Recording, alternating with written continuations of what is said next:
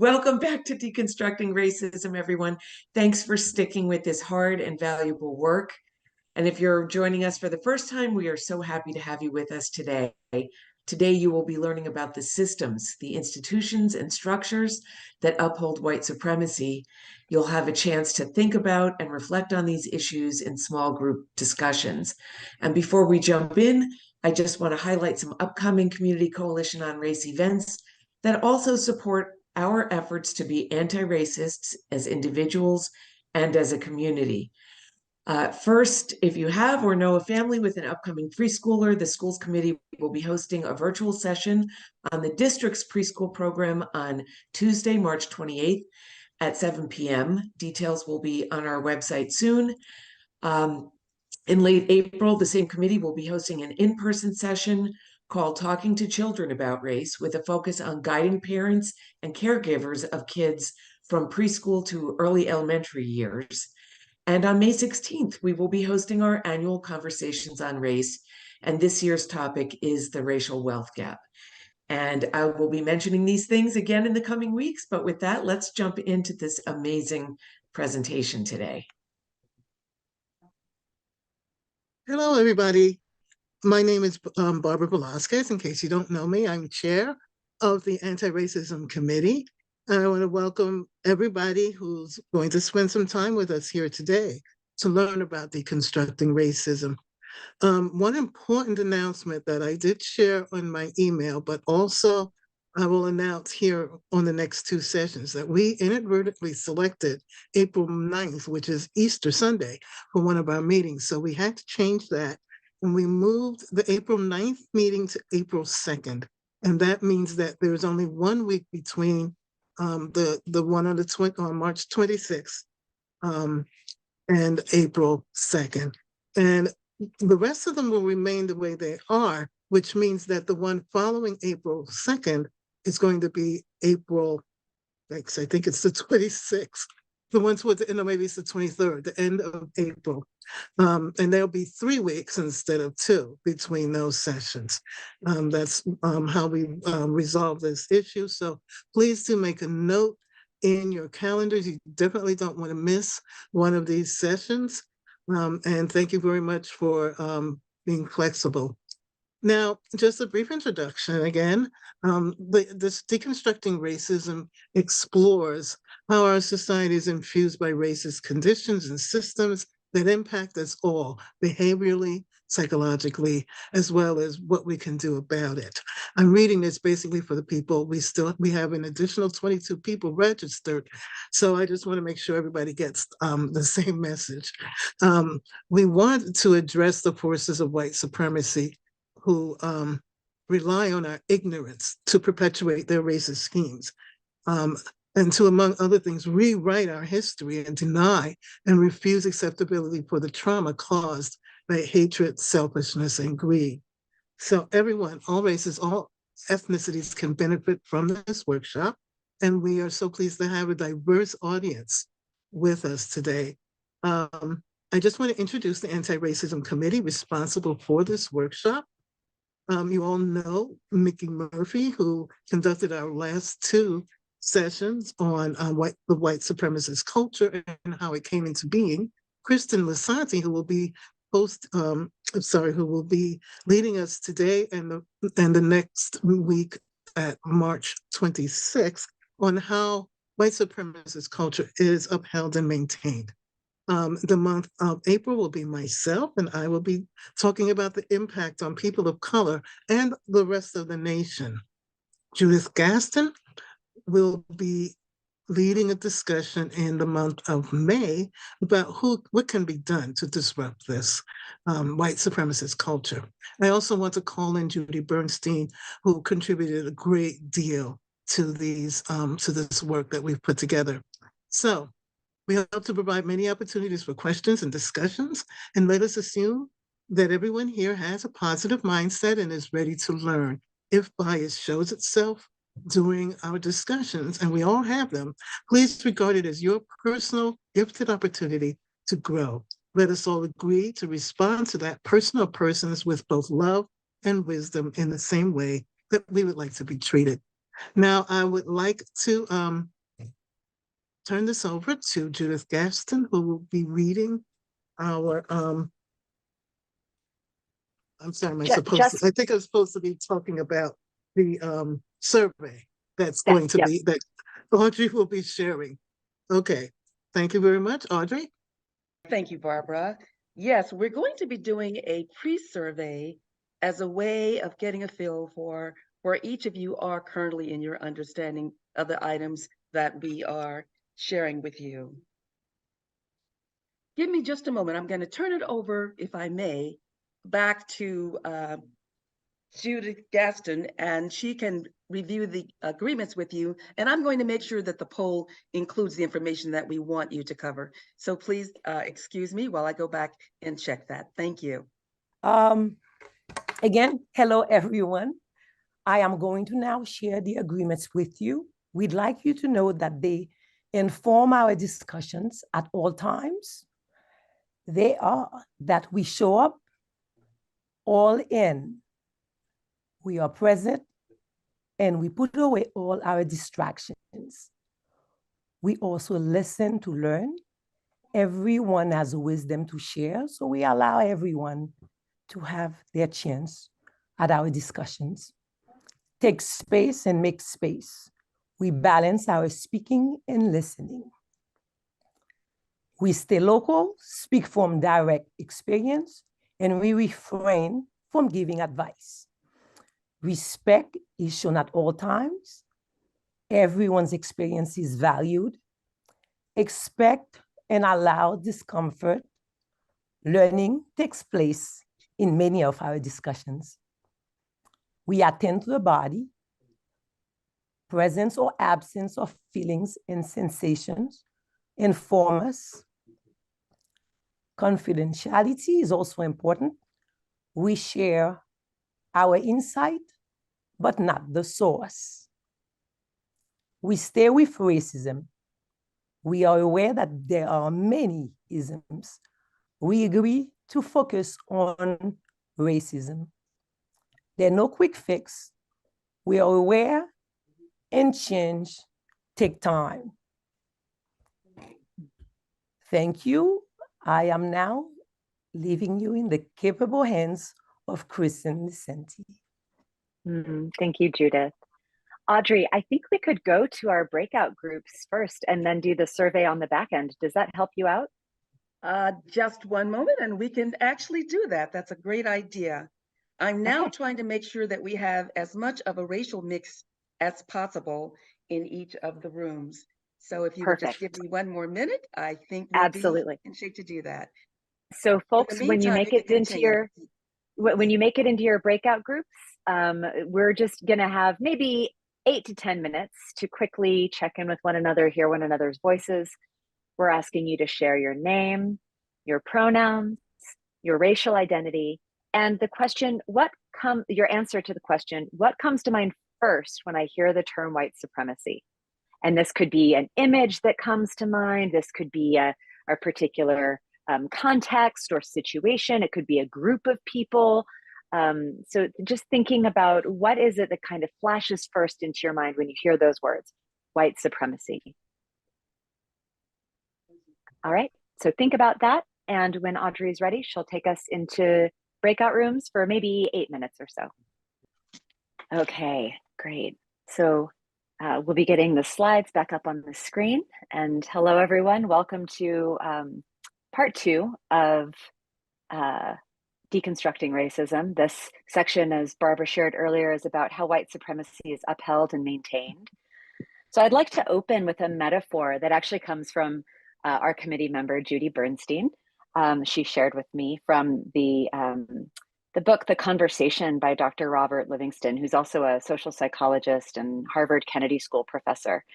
So in an interview about that book, I grabbed this quote from him. He says, "The term systemic racism gets thrown around a lot and is really abstract. So I use a metaphor about salmon to try to explain it. You've got a mountain stream that flows downhill because of gravity. That stream has a current, and all the fish that live in the stream are affected by it. If you're a fish in the stream and you do nothing, the current will push you downstream. We don't start off in a neutral world. where you do nothing and things stay neutral. You start off in a world that has a current that pushes things in a certain direction. So in part 2 of this series, we're going to be exploring the system of white supremacy, the stream, if you will, how it works and how it perpetuates itself through these 4 dimensions: institutional, structural, interpersonal, and internalized. So this week, we're going to focus on those first 2, the institutional and structural components of the system. And the next time we gather, we'll talk about the implicit bias and the norms of white supremacy culture that many of us have internalized. So first, I find it helpful to understand what a system is. That's a very big word. So let's break it down. A system, Mickey, could I ask you to go back 1 slide? Thank you so much. Any system is composed of elements that are connected to one another to serve some kind of function or purpose. That is kind of the most elementary definition. So in the stream analogy, the elements would be the water, the fish, the stream bed, the rocks, and the plants, all of which are connected by that stream's flow, right? With the purpose of moving water from higher ground out to the sea.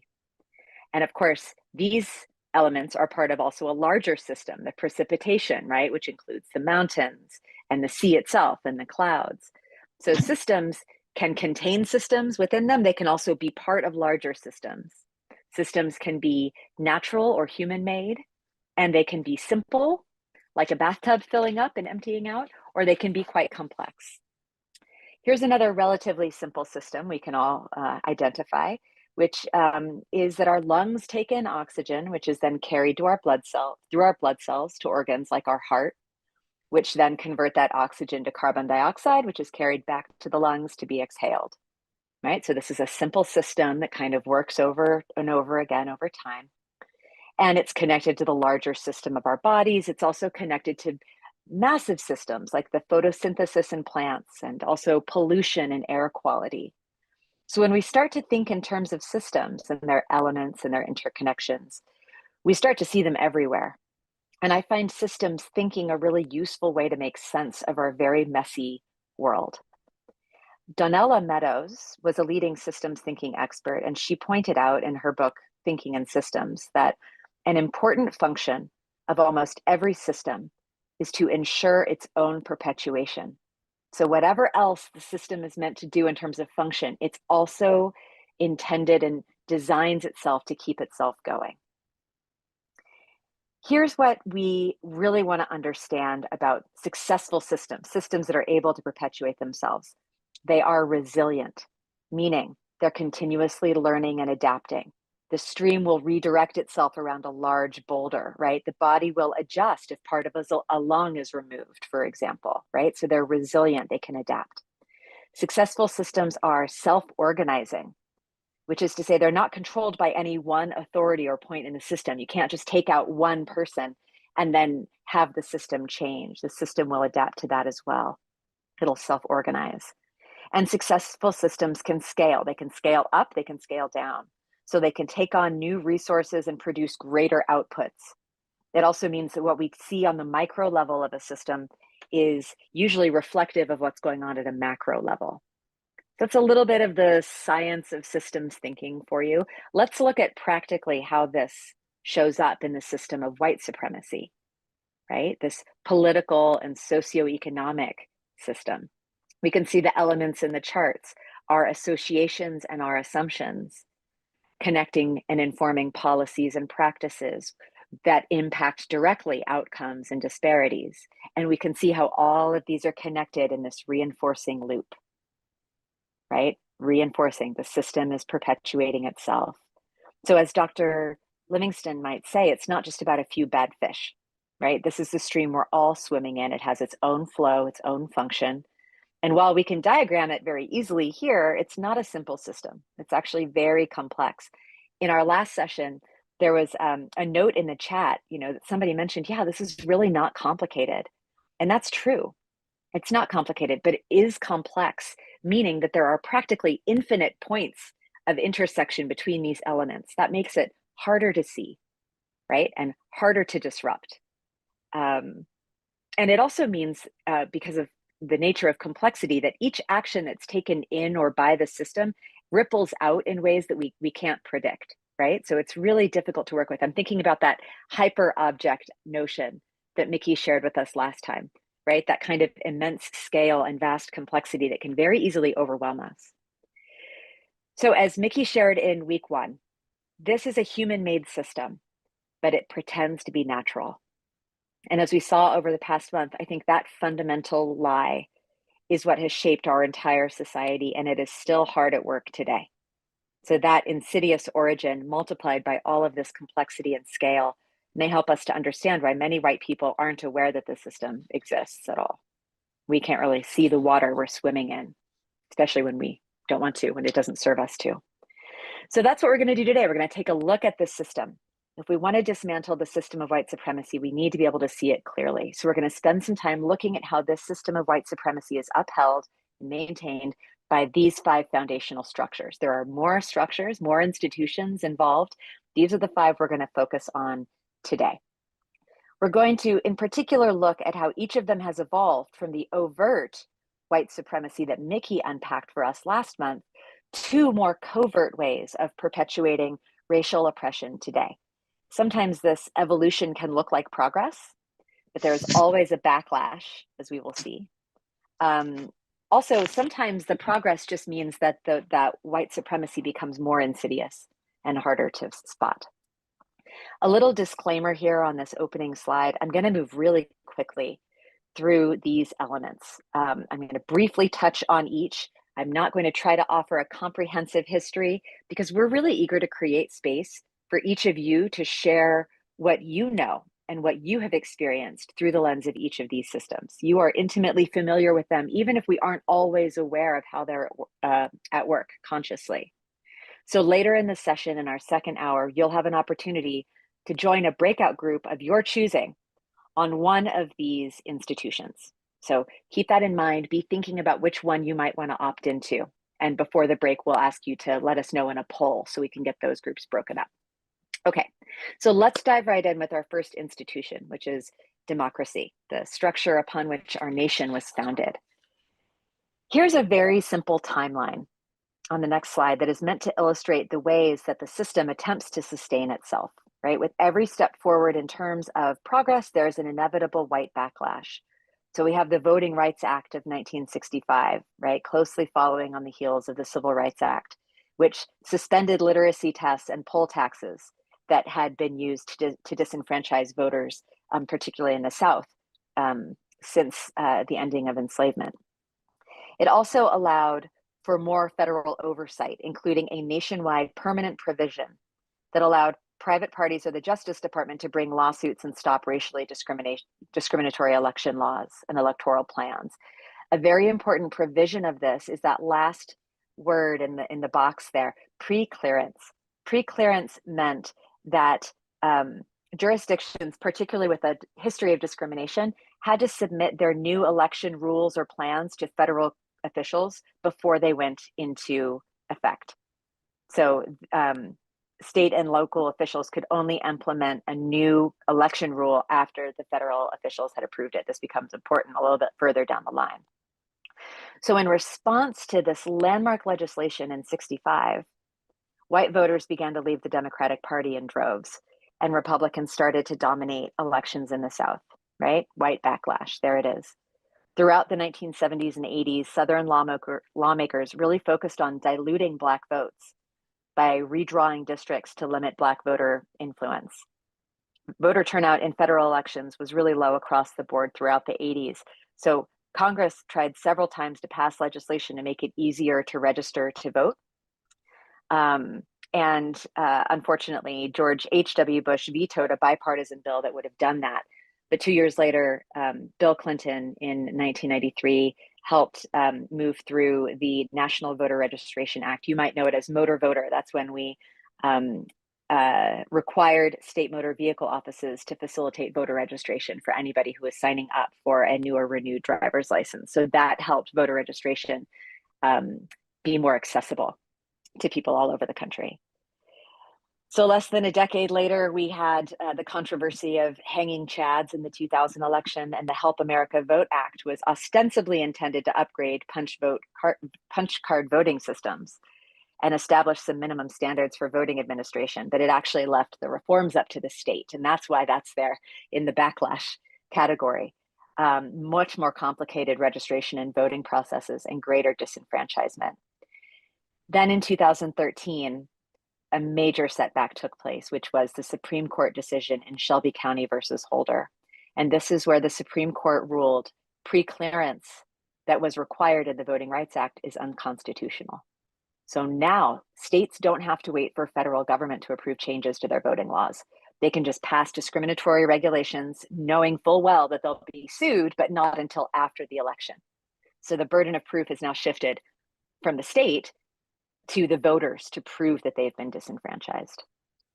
Immediately after this decision was made, Republican lawmakers in Texas and North Carolina moved to enact new voter ID laws and other restrictions. A federal court later struck down the North Carolina law, writing that it was designed to target African Americans, quote, with almost surgical precision. So we will see the impact of this, of course. But I want to point out that there's one more Supreme Court case that's pending here that's going to be very important. On the docket for this Supreme Court term is Milligan versus Merrill, and it concerns Alabama's congressional districts. There is only one majority Black congressional district in Alabama, despite the fact that 26% of Alabama is Black. So that is the case. It is going to have widespread implications for vote dilution across our country. A few stats from the ACLU about the impact of all of these recent discriminatory and disenfranchising pieces of legislation. 1 in 16 Black Americans today can't vote due to disenfranchisement laws. And counties with larger minority populations have fewer polling sites and poll workers per voter. Latinx and Black voters are 2 times as likely as whites to be able to get off work, or unlikely to be able to get off work while polls are open. 25% of voting age Black Americans don't have a government issued photo ID, which many polling places require now. Many reservations do not have accessible polling stations. So in South Dakota, 32% of Native voters say that travel distance is a major factor for them and whether they're going to be able to vote. And more than 1/6 of voters with disabilities reported difficulties voting in person in 2020. So widespread issues in terms of just access to exercise our fundamental democratic rights in our country today.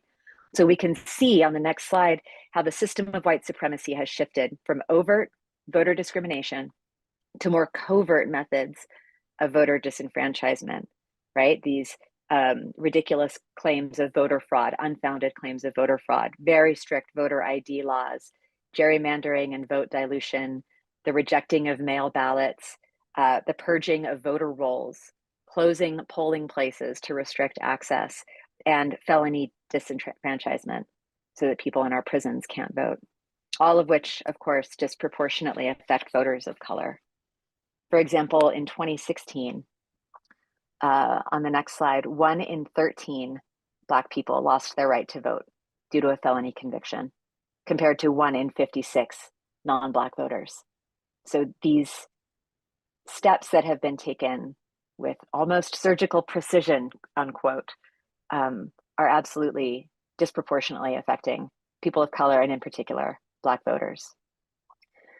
That takes us from felony disenfranchisement to our second institution, the justice system or the injustice system and incarceration. So here we have another timeline of progress and backlash.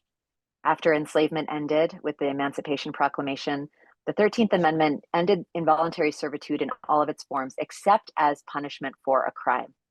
I think Mickey talked about this last time. So some Southern legislatures passed Black codes to restrict the free movement of Black people and to force them into employment. And of course, violating those Black codes resulted in imprisonment, where they were subject to convict leasing, as Mickey shared. So quickly, the system is able to adjust and reassert itself, and to tremendous economic gain. It's I found a stat that in 1898, 73% of Alabama's entire annual state revenue came from convict leasing. It was actually cheaper than enslavement because farm owners and companies did not have to worry about the health of their workers in the convict leasing system. So it wasn't until 1941 that the Justice Department defined convict leasing and forced labor as involuntary servitude and slavery that it was.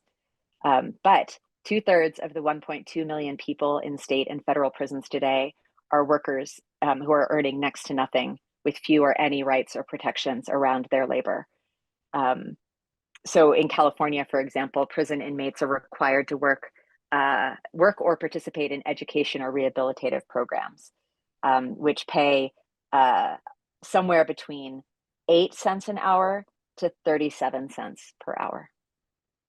And just last year, the California Senate rejected a proposal to ban involuntary servitude after Governor Newsom warned it could cost taxpayers billions of dollars to pay working inmates the minimum wage of $15 an hour. I want to stay in California just for a moment while we step out of the prisons and look at the police force and the justice system that leads disproportionate numbers of Black people there. So 2 years after convict leasing ended, the racially charged atmosphere in Los Angeles just exploded in full-scale riots. At first, it was mobs of US servicemen attacking Latinos and stripping them of their signature zoot suits. Local police were initially watching from the sidelines and then arresting the victims of the beatings.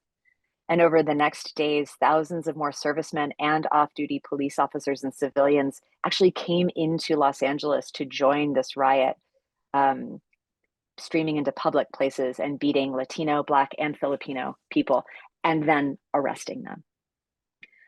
Almost 25 years later, after the passage of the Civil Rights Act, President Richard Nixon declared his war on drugs, calling drug abuse America's, quote, public enemy number one, and setting the stage for tough on crime policies. So these laws, like mandatory minimum sentences for possession and other drug-related crimes, disproportionately affected people of color and pushed incarceration rates to record levels. So between 1972 and 2009, the prison population alone grew 700%. Later, a top Nixon aide, John Ehrlichman, admitted, quote, "You want to know what this was really all about? The Nixon campaign in 1968 and the Nixon White House after that had two enemies, the anti-war left and Black people. You understand what I'm saying? We knew we couldn't make it illegal to be either against the war or Black, but by getting the public to associate the hippies with marijuana and the Blacks with heroin, and then criminalizing both heavily, we could disrupt those communities. We could arrest their leaders, raid their homes, break up their meetings, and vilify them night after night on the evening news. Did we know we were lying about the drugs? Of course we did." So that was Nixon. Carter won the presidency on a platform of decriminalizing cannabis, but that legislation went nowhere. And then Reagan came in the 1980s and took the war on drugs to a whole new level. When he took office, the total prison population was 329,000. And when he left office 8 years later, it had essentially doubled to 627,000.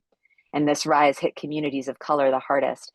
They were really targeted by the Anti-Drug Abuse Acts of 1986 and 1988. You might remember that these laws set minimum sentences of 5 years for 5 grams of crack cocaine, but only 5 years for 500 grams of powder cocaine, clearly targeting Black populations where crack cocaine was more prevalent and favoring white drug users. But it wasn't just about policy. The war on drugs was also about warping public opinion, as we heard from Ehrlichman.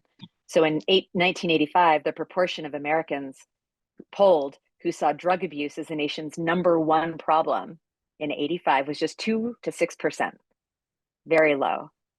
But it grew throughout the 80s. 4 years later, asked the same question, 64% of people said that drugs were America's #1 problem. So tremendous success as far as the public relations effort that those leaders were pushing. And then within a year, that figure plummeted as the media lost interest, but the policies remain, right? And they continue to result in escalating levels of arrests and incarceration, as well as police violence, as we saw in the brutal beating of Rodney King. But it would be a mistake to blame Republicans for this entire trend. Clinton's 94 crime bill encouraged even more punitive laws and harsher practices on the ground, including by prosecutors and police to lock up more people for longer periods of time and reducing the possibility of early release. So this was the Democrats' attempt to wrest control of crime issues away from Republicans to be tougher on crime. So it was this tug of war between the two of them, who can be harder on crime. Meanwhile, prison incarceration rates are just surging. Until 2008, which is when it peaked. And we can see that we are slowly starting a decarceration trend. Lawmakers from both parties have come to realize that locking people up is an expensive, ineffective means for fighting crime. So in the last decade, prison populations have declined about 10%. Racial disparities in the prison population have also fallen. 7 states are leading the nation on this, having decarcerated by over 30% since reaching their peaks. And those are Alaska, Connecticut, New York, Alabama, Rhode Island, Vermont, and New Jersey. But it's important to remember that at the current the current rate of decline, it's going to take us decades to achieve incarceration rates that are appropriate to the current violent crime levels, right? And then racial disparities are decreasing, but the rate of incarceration for African Americans will only match white people after 100 years at our current rate. So we have much, much more to do to reset our system. In the meantime, many of those system structures still remain intact, right? We can see how the overt systems of enslavement, Black codes, Jim Crow etiquette, and the lynchings of the KKK have evolved into this really profit-driven system for targeting people of color, locking them up, and then benefiting from their unpaid labor. And from, as we saw with the democracy slide, taking away their rights to vote. We can also see the violence enacted on Black bodies is not just limited to hate groups like the KKK, but is deeply embedded in policing patterns and practices, and also the covering up of that violence. So just to conclude on the justice system with 2 stark indicators of the injustice in this system. African Americans and Latinos are 32% of the US population, but they are 56% of the US incarcerated population. And this one out of every 3 Black boys born today can expect to be sentenced to prison, compared to 1 out of 6 Latino boys and just 1 out of 17 white boys. So let's talk about our kids and the institution of education. After Brown versus the Board of Education, the Supreme Court ruled that separate is not equal. The white-black backlash to desegregation was overt, to say the least. The Arkansas governor ordered the state's National Guard to prevent the Little Rock Nine from entering the school until President Eisenhower redirected them to protect the students instead. And Prince Edward County, Virginia, actually decided instead to close its public schools rather than integrate them. And they used all of the school grants to open private schools for white students. The ESEA, Elementary and Secondary Education Act, was signed by President Johnson, and that provided federal funding for schools emphasizing equal access to education. But along came Nixon, speaking openly against busing and other measures to help support the integration of schools, restricting funding requests for those measures. And the kids who did ride buses to desegregated schools, they bore several burdens as a result: long commutes, limited access to after-school activities, as well as, of course, racial stereotypes and class differences. Teachers and administrators generally did not receive many, if any, tools and training to overcome these barriers, and racial achievement gaps have emerged and widened over time. As just a side note, I want to point out that in 1978, we have the landmark case on affirmative action, ruling that race can be a factor for more equitable higher education admissions. This continues to be hotly contested over the subsequent decades. In itself, it could be its own timeline, but I just wanted to insert that here. It certainly is an important moment in terms of race and education. So jumping ahead to 2001, there was an update to the ESEA, No Child Left Behind, which aimed to increase standardization and accountability in schools.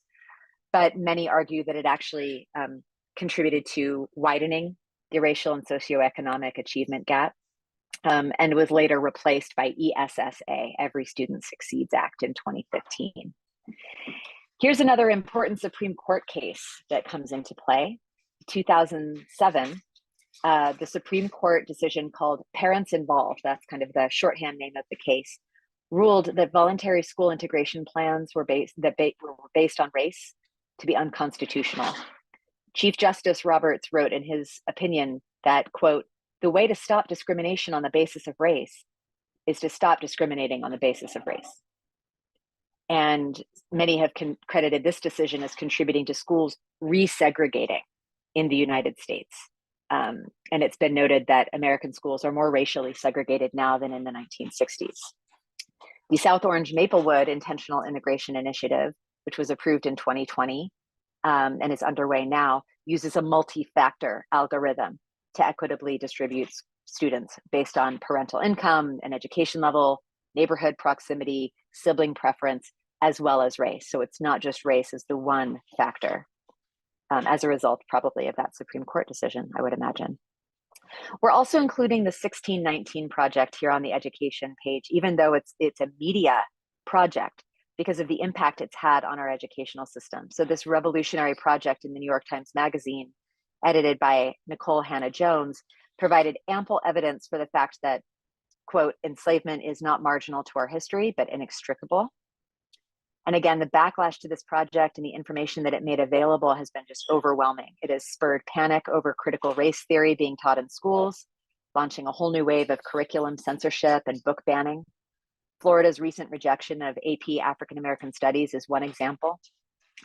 And on a personal level, Nicole Hannah-Jones, who won the Pulitzer for this project, was shortly thereafter denied a tenured position at the University of North Carolina, where she teaches, after the Board of Trustees took the unusual step of not approving the department's recommendation. So we can see how the anti-literacy laws from the era of enslavement and separate but equal schools on the next slide have really evolved into continued segregation, under-resourcing, and discrimination for students of color. And our history continues to be whitewashed or erased. And these are just a few data points that I won't spend too much time on in the interest of time. But you can see how when it comes to suspensions, starting as early as preschool, but all the way continuing through K through 12, Black children are much more likely to be suspended than white children. Black students are also much less likely to be recommended for gifted education programs than white students. And they're 3 times more likely to be recommended for gifted education if their recommending teacher is Black. White teachers struggle, whether they know it or not, with bias of their own. 12%, given this, if a Black teacher and a white teacher are scoring the same students' work, the same Black students' work, white teachers are 12% less likely than Black teachers to predict that the student will finish high school, and 30% less likely to predict they'll graduate from college. And actually, they are more critical on the work in terms of grading if they think it was done by a white student than a Black student. They're easier graders on Black students while also thinking them to be potentially less capable. We're about to move onto the institution of wealth. But before we do, I'd like to take a look at how that ties into inequities in education. So predominantly non-white districts spend $2,000 less per student than predominantly white districts because schools are financed by local property taxes. Nationwide, that deficit is $23 billion of predominantly white schools to non-white school districts. So as a result of this and all of the other elements in the system, less than a third of Black students attain a bachelor's degree or higher, compared to almost half of white students. And for those who do go to college, more Black students need student loans than white students and graduate with over $7,000 more in debt on average. So let's move into wealth. This is our 4th institution that we're covering today. Again, I want to apologize for moving so swiftly through this, but we want to make sure that we have plenty of time to hear one another's voices and reflections in each of these institutions. Wealth is equivalent to power and freedom in most parts of the world, and of course, the US is no exception. So it's no surprise that white supremacy is at the core of our economic institutions too. This goes all the way back to enslavement, as Mickey guided us through last month. with the 40 acres and later a mule promised to newly emancipated Black men, and how this promise was brutally rescinded by Lincoln's successor, Andrew Johnson. And in making that change, he said in 1866, quote, "This is a country for white men, and by God, as long as I am president, it shall be a government for white men." More than 60,000 people had deposited more than $1 million into the Freedmen Savings Bank, but its all-white trustees began issuing speculative loans to white investors and corporations, and the bank failed. And the people who lost big were the Black depositors, who lost much of their savings. Then there were the explicit attacks on Black wealth in the Red Summer of 1919, where 240 people were murdered across the country. Black people were murdered across the country. And then in 1921, one of the bloodiest racial attacks in US history, Greenwood, AKA Black Wall Street, prosperous Black neighborhood in Tulsa, was burned and looted. It's estimated that as many as 300 Black people were murdered that day, and 10,000 were rendered homeless. 35 square blocks were destroyed, and no one was ever convicted. In the 1930s, President Franklin Roosevelt's New Deal helped build a solid middle class through sweeping social programs, including Social Security and the minimum wage. But something that I did not learn in school, certainly, was that a majority of Black people at the time were agricultural laborers or domestic workers, and they were ineligible then for these benefits. So the establishment of the Homeowners Loan Corporation in 1933, which helped save the collapsing housing market after the Great Depression, also excluded Black neighborhoods through the practice of redlining, which Mickey walked us through. So just 2% of the $120 billion in FHA loans that were distributed from 1934 to 1962 were given to non-white families, just 2%. Then we have the GI Bill, often hailed as one of Roosevelt's most enduring legacies, helped usher millions of working class veterans through college and into new homes and in the middle class. And while the bill didn't explicitly exclude Black veterans, the way it was administered did. So the bill gave veterans access to mortgages with no down payments, but the Veterans Administration adopted the same racially restrictive policies as the Federal Housing Administration.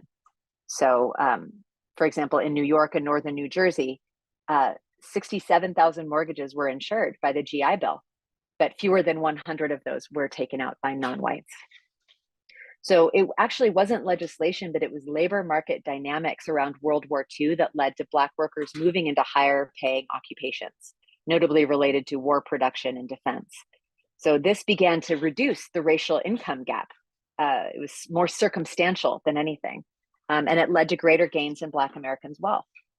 The movement was also facilitated by Executive Order 882, which banned discrimination in the employment of workers in defense industries or government because of race, creed, color, or national origin. But the civil rights movement was certainly responsible for the fastest period of racial wealth convergence, or the narrowing of the gap, since 1900. Tireless efforts by Black activists to demand equal rights and protections led to the passage of landmark legislation like the Civil Rights Act, Fair Housing Act, Voting Rights Act, as we've talked about, and expansion to the Fair Labor Standards Act, which set minimum wage policies federally. So by reducing social, political, economic discrimination, this legislation helped to further narrow the racial income gap, which narrowed the wealth gap as well. It fell from 8 to 1 in 1960 to 5 to 1 in 1980. So Black Americans' share of national wealth during that 20-year period increased, even as the total US population of Black Americans was also increasing. So this was a period of real progress. But since 1980, the income growth rate for Black people has been level with white people. And in that time, the bulk of the wealth generated in our country has not been through income growth at all. It's been through capital gains growth, the sale of property and other investments, particularly the stock market. So in 1980, the richest 0.1% of Americans owned 7.7% of the national wealth. In 2020, they owned 18.5%. So the rich are getting much, much richer. The poor are getting poorer, and the middle class is slowly but surely shrinking. This has clear implications in terms of race, because on average, between 1950 and 2010, Black households held about 7% of their wealth in stock equity. Among white households, it was more like 18%. So the portfolios of white households are much more diversified, and they're benefiting from those capital gains increases. This economic study that's illustrated here asked, what if Black and white Americans started out with those radically different levels of wealth, that 23-to-1 wealth gap back in 1870, but then accumulated wealth at the same rates after that? And what we see here is if wealth accumulation had been equal since then, we would have a 3-to-1 wealth gap today. But because the wealth accumulation has not been equal in the time since 1870, our wealth gap is 6-to-1 today. Moving from overt to covert, American lawmakers have long touted the importance of property ownership and affordable housing and economic development, but these economic policies have often excluded people of color or targeted them, for example, with predatory mortgage loan rates, or the systematic removal of people of color from their homes and communities through gentrification and other means. So whereas the past attacks on Black wealth were overt, now they are just part of the flow of our economic system, and they're exacerbating racial disparities in economic indicators of well-being, for example. So we've talked about the impact of tax cuts for the rich, but I just want to point out a few data points around this myth of meritocracy, the idea that everyone has the same chance at wealth and success. So on the next slide, we'll see that it isn't actually true that the people who do all the right things and work really hard get the same access to wealth, right? The first data point here shows us the lie in this narrative. The median net worth of families headed by a white person with a bachelor's degree was $397,000 in 2016. For households headed by a college-educated Black person, it was $68,000, less than a white person without a college degree. College-educated Black people are also less likely to own their homes than white people who have never finished high school. And a Black family is half as likely to own their home as a white family. We also see Black people are 2 times as likely to be unemployed as white people, and that the Black median household income is still 57% that of white families. This, of course, has a dramatic impact on retirement savings as well. So to sum it all up, in the area of wealth, the richest 400 Americans, the wealth of the richest 400 Americans is approximately equal to that of 53 million Black Americans. I think from there, I want to quickly move on into media. This is our last institution, the one that is ostensibly responsible for making sure we know the truth about the forces moving in our society. But of course, we know that the media too has been shaped by the forces of white supremacy. So let's take a look at how that works in a couple of different ways. We can start with the news. It has been proven that negative racial attitudes and stereotypes are directly correlated with biased media. So in particular, the news media explicitly and implicitly blames Black people for social problems, ranging from urban decay and unrest to violent crime and social welfare programs. Here we can see that 13% of the imagery depicting white defendants show them in a suit. And then we have, when it comes to Black defendants, it's only 6% in suits, but 45% in a mugshot. White victims were nearly 4 times likely to be shown in photos with family and friends than Black people who were victimized by crime.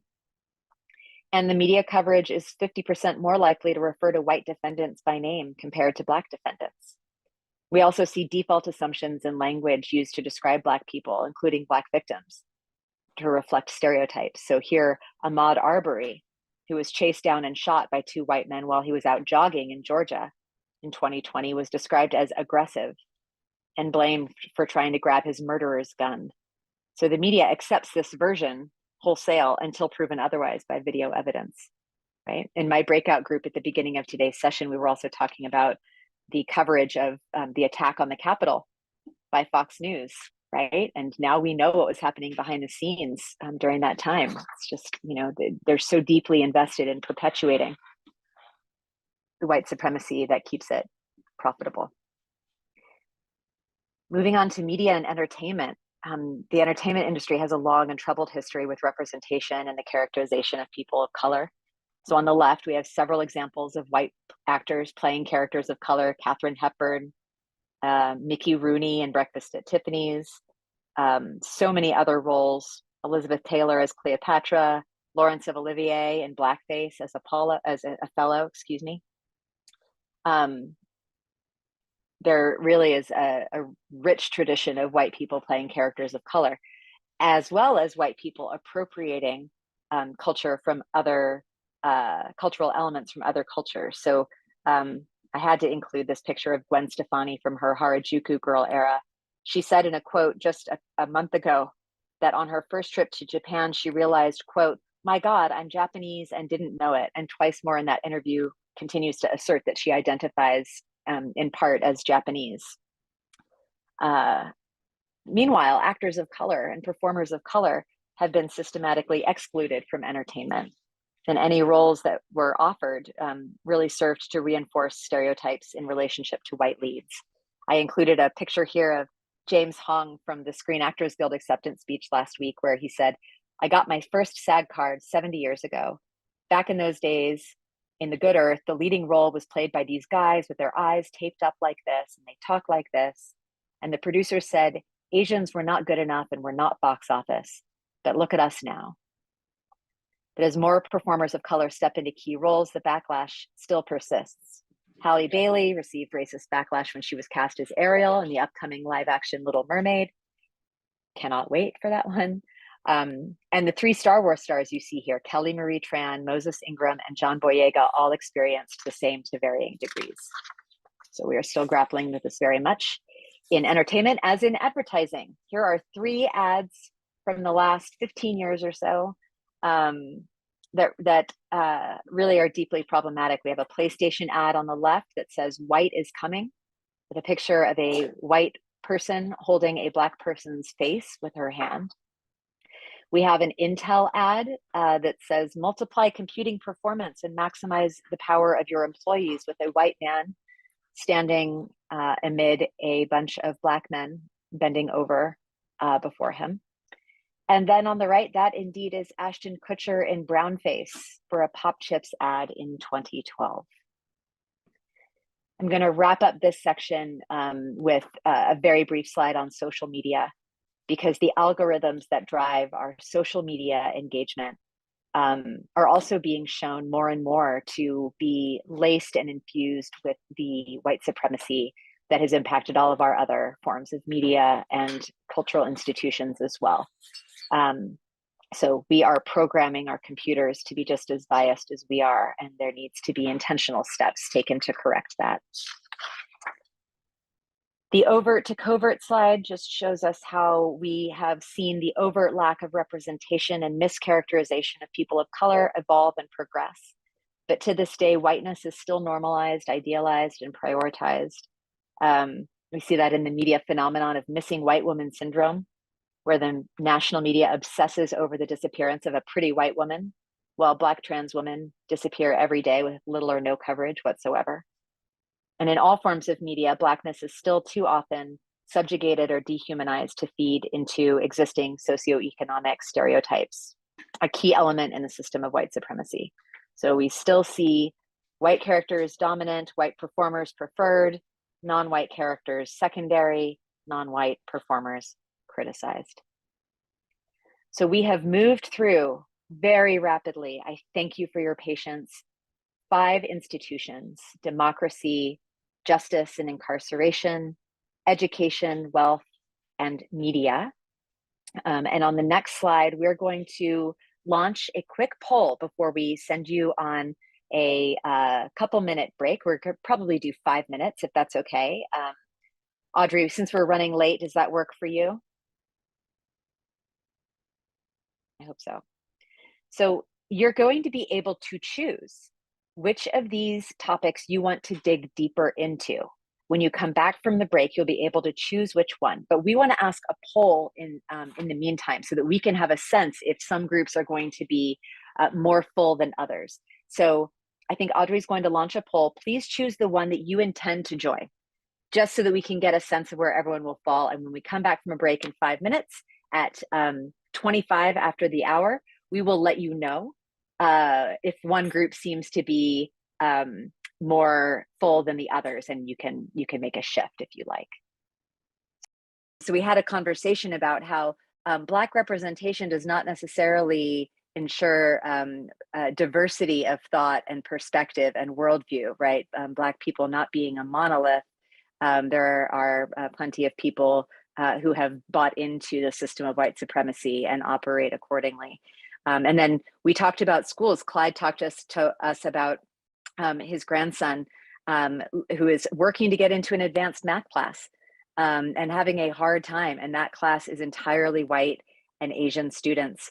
And then just to jump down, Suzanne shared that something that happens within our schools is Black students being qualified to go into, accelerated learning classes, but teachers saying, I think I might want to keep them in general education because it's better for the other students.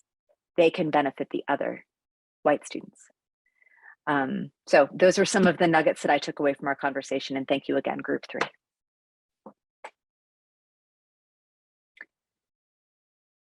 Audrey, you are on mute again, my friend.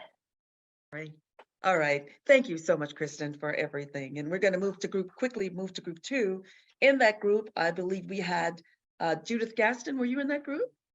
I did. I joined late. Judy was already Judy was in that engaged. group? Yes. Okay, Judy Bernstein. Are you Yeah. there? Yes, I'm here. We ended up talking mostly about education in our group, and there was the concern that even in this community, which is supposedly so integrated, it's very disappointing and disillusioning to see that there's resource hoarding, the Black Parents Workshop lawsuit, the pervasiveness of racism here, and that how leveling, or just what Kristen was just describing, this like putting certain kids in certain classes is so evident throughout districts that we're noticing. And that one person spoke about the need for large scale education for teachers about systemic racism, that there's like a 2-hour workshop once every few years versus like a 16-hour workshop like this is every year. And another educator spoke about wanting more concrete, like in addition to getting the information, what do I do to make it different? How do I do things differently to make change in our community? And so it largely focused around the inequities in education. Excellent, thank you. And the last group 1, Barbara, can you share some highlights from that? You're muted. Sorry about that. Boy, I'm making that mistake more and more frequently. Anyway, we talked about a number of things. One thing that was mentioned was one of the ways to encourage or to deal with white supremacy is to try to get people to actually support. I think media was kind of the underlying topic, but maybe not directly, but to get as many people as possible to support African-American news outlets, podcasts, whatever kind of media, to show the other side of media, the more accurate side of media, as opposed to what's often portrayed about people of color in the media. Another topic that we briefly touched on was environmental racism, tendency to put all the nasty stuff in Black communities, and addressing that issue, which often gets ignored or overlooked. We had, in talking about commercials, one of our group mentioned that while they're interracial commercials, from her point of view, she noticed that there were mostly white women with Black men, but someone else had noticed that it's often a light-skinned Black woman or one could pass for anything else with white men. But at the same time, so it's clear that these commercials are really curated in a specific way to approach or to attract whatever many people to purchase their product. So there's still a lot of thinking, not just picking people to do the commercial, but a lot of thinking about white supremacist oriented thinking about how to portray these people.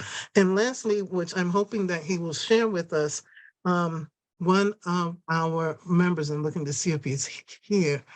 I don't really see him, but Joy Church in West Orange, they're going to be doing something for 14 to 18-year-olds on March 23rd and 24th, showing the movie Glory. And also, I think, Vaughn, Mr. Vaughn, who has done some of our presentations, MLK emulator at MLK shows. He will be there on the 24th, I think. But hopefully, I think he's gone. But maybe we can get information from him about that. And so that's basically it. Great, great. One of the things that I know Kristen had hoped to do in this last few minutes, and I would like to turn it back to the committee for who would like to lead us through this, perhaps Barbara or Mickey, and that is she wanted us to share, or the participants to share, what is the one thing that you're taking away from all of the information that you heard today? And I know your heads must be spinning with all of the history that she shared with and the evidence that she shared today. And because we're already long on time, we would ask people just to kind of raise your hand and we'll call on people around the screen who would like to share your takeaway of all the information you heard. What stuck with you in terms of new information or in terms of actions that you might want to take or some new insights? And if you would raise your hands quickly, Paige, I think yours is raised from the last exercise, but if you have something you'd like to share, we'd love to have you do it. Do you have one thing you'd like to share? If not, we'll look for I another would, name. but I'm kind of thinking about it right now. So just give Feel me free, a few. continue to think. Okay. That was a little All right. abrupt. Anyone else on the screen? If you would just raise your hand with the little reaction button at the bottom of your screen, we want to go quickly. Judith, is your hand raised now? Is that from the last exercise?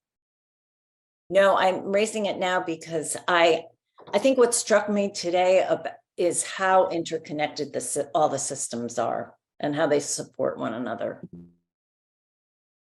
Good point. What else are people thinking? What struck you? Actually, I want to say one of the people in my group was speaking about how she was like, she works in the education system, and she was like, we have all these trainings and these meetings about what needs to be done, but we kind of stop at that, and there's like no action, like no one knows how to do the things that they're talking about. And that kind of stood out to me because everywhere you go, there's always conversations about what needs to be done, but no one ever knows how to do it. And I feel like it should start with actually listening to people of Black and Brown communities, because I feel like white supremacy, they don't really care to listen to you. So I feel like we should start there. Thank you for that point. What else stuck out to people? Why does my hand keep coming down? I did have my hand up twice. They keep coming down. Go ahead, Barbara, if you have For your some hand up. reason. It's a similar idea because the complexity stood out to me, how, and it's an ideological complexity, how it permeates everything, so that we need everybody to stand up and do something. There's no use. I mean, we share these programs and things like that to show people the issues, but we can't just sit here. We have to do something. It will take every single marginalized people in every group plus allies to stand up against this racist, white supremacist ideology. And we all have to get excited and do something. Thank you, Barbara. Adoni, please. Yeah, sure. So what I liked today was the emphasis on looking at this through the lens of systems thinking. I think we all do this, but I like the way it was really broken down, looking through the lens of systems thinking and really identifying concretely some of the areas, the pillars. There are many more, but again, I found that makes it a little more tangible. And to the, I think it was Paige, I'm not sure who talked about, we talk about doing things and nothing gets done. I think if we begin to approach it systematically and begin maybe attacking the various aspects that hold up and maintain and sustain a system, that might be approach. But it takes vigilance and it takes a lot of work. You know, having been a principal for 34 years, and one of my personal missions always is that I always called myself the spook who sat by the door, because I was always there, whether I was in the Montclair Public Schools or for my last 10 years at Kent Place School. I was always there making sure, guarding. It's one thing to have the training, but it's another thing to make sure that the training is being actualized, within the classroom. And I think, as a principal who managed by wandering, I will tell you that that was one of my missions, just to make sure that what we were trained in, and it's just basic common sense, whether you're bringing forth instructional practice or curriculum, someone has to be there to make sure that in fact it is being put in place, and then to offer the mentorship and the coaching, the guidance, and the insistence when it is lacking. Excellent. And just as a commercial to keep everyone engaged, our process is to get us to a point where we talk about, now that we know these things, how do we deconstruct? So stick with us right to the fourth and final section, so that we can together, this is kind of building the foundation and giving us the understanding and the tools, but we're heading there. So hang in there, Paige. Who else has thoughts they'd like to share? There's Yes, Clyde. Clyde has a hand up. Oh, I don't see Clyde's hands. How about Bonnie, then Clyde? Oh my goodness. I'm involved in voting rights and stuff, and we talk about the fact of when you do have a victory, be happy about your victory, but not stopping and constantly continuing your efforts. Thank you. Thank you. Clyde, what would you like to add? Or what stuck out for you? I would like to hear from Jim and Doug about my question that I posed. Is that I have a Okay. I have a 3, I have a 5-year-old and an 8-year-old. And so I have to, my 8-year-old can come down and explain to you verbatim about the toolbox that he has to have if he gets stopped by the police. And so my question to Jim and the other gentleman is that how would you approach that with your child? How would you approach that when you know that the system is not designed for restriction on your child? And tell me what I need to tell mine so that I could keep mine safe like yours.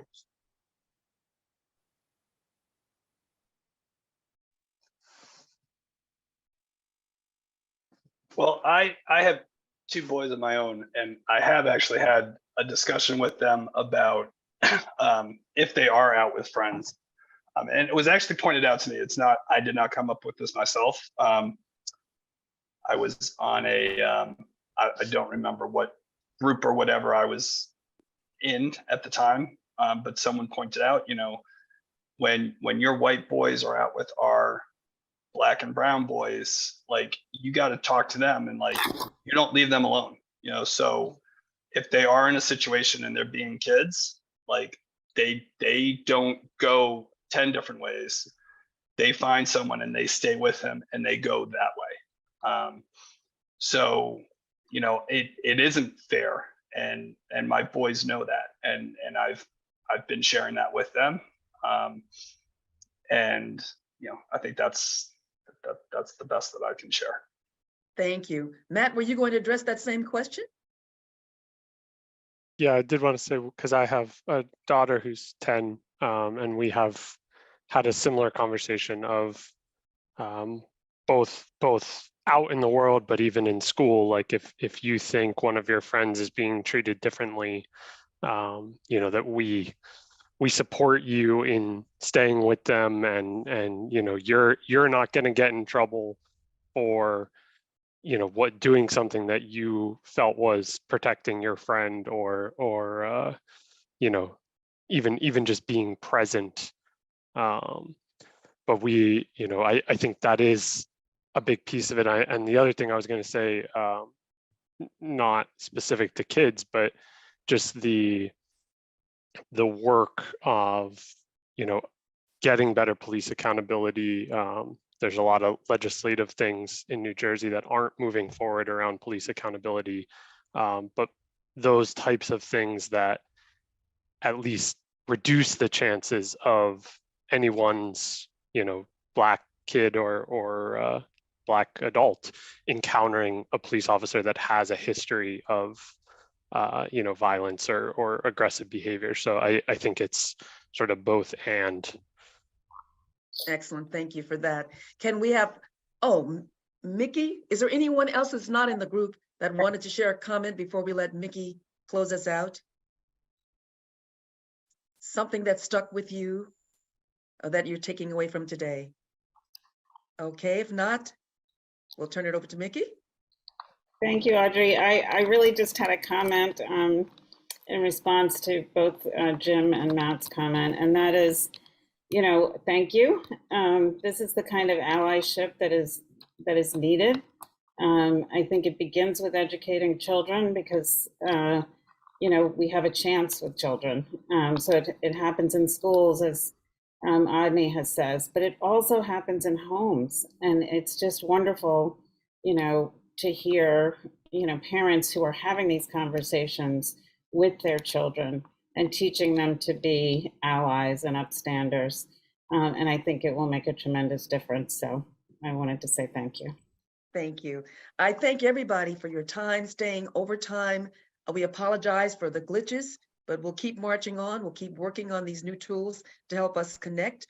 I'm going to ask Barbara if she'll close us out by reminding everyone of the next sessions. And you also wanted to remind them about the videos? Oh, yes. Okay. So, yes, our next meeting will be in 2 weeks. It will be March 26th. And Correct. just please update your calendars that the following week will be on April 2nd, will be another presentation because of Easter is messed up the calendar, but please do make that change in your calendars. Also, we have, what was the other thing? I'm sorry. Yes, the videotapes of all of the Yes. previous sessions and this one as well, they're all being loaded onto the Community Coalition's website so that you can go back and refresh yourselves and share it with other friends and neighbors and colleagues. The 2 previous sessions are already up. We will be getting this one edited and up, we hope, within the next, certainly this week, we hope in the next couple of days. We know it's a lot of information, but by having the video handy, you can always go back and fast forward or back up or whatever you need to do to get that one idea or a stat that you wanted to remember. Also, the link is in the chat. Put it in the link chat. to the Deconstructing Racism on YouTube, on our YouTube channel. You'll see It's- it. It's on It- the coalition's website.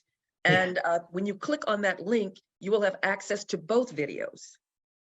Right. But that right. link will take you to the video, which lives on YouTube, but they go to our page to get access. Okay. All And right, great. the link is there as well. Okay, so we hope to see you. Thank you all for joining us today.